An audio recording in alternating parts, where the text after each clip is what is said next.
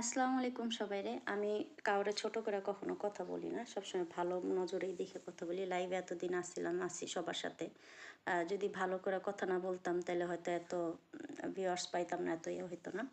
তো লাইভে একটা আজকে নতুন আইডি এন্ট্রি মারছে। সেটা হলো কি, কিছুদিন আসছিল নাম জানি কি, যে সুইটি সুইটি না কি নামের, হ্যাঁ।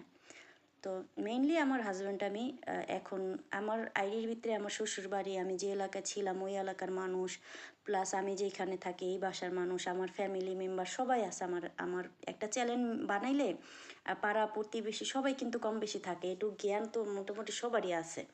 যে একটা চ্যানেল বানাইলে তারে 5 জন চিনে, 10 জন চিনে। আমি তো আর বাইছা বাইছা তাদের ইয়া করতেছি না। তো ওই লোক লিখছে যে আমি নাকি পয়সার জন্য আমার হাজব্যান্ডে ছেড়ে দিছি।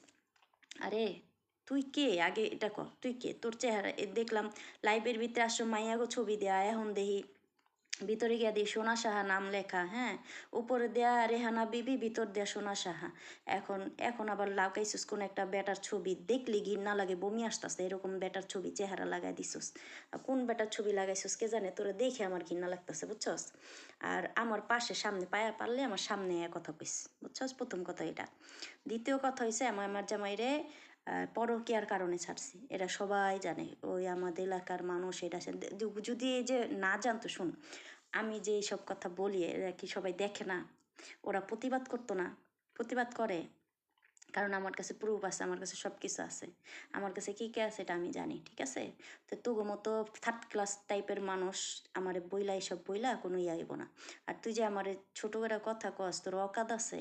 হ্যাঁ, আমি ঠিক আছে, আমি ছোট ছোট পোলাদের, কুচি কুচি ছেলেদের করতেছি না, আমিও কুচি কুচি ছেলেদের করব, তোর সমস্যা কি? তাদের মাথা ব্যথা করবো, তুইও কর। তোর থাকলে কুচি কুচি মাইয়া করে, তোর সমস্যা নেই তো। এটা কত বড় হারামজাদা তুই আমার ভিডিওতে এসে কমেন্ট করতেছ, তোর লজ্জা লাগে না রে? মাদার বোর্ড, তুই থু মারলাম এতটি, থু।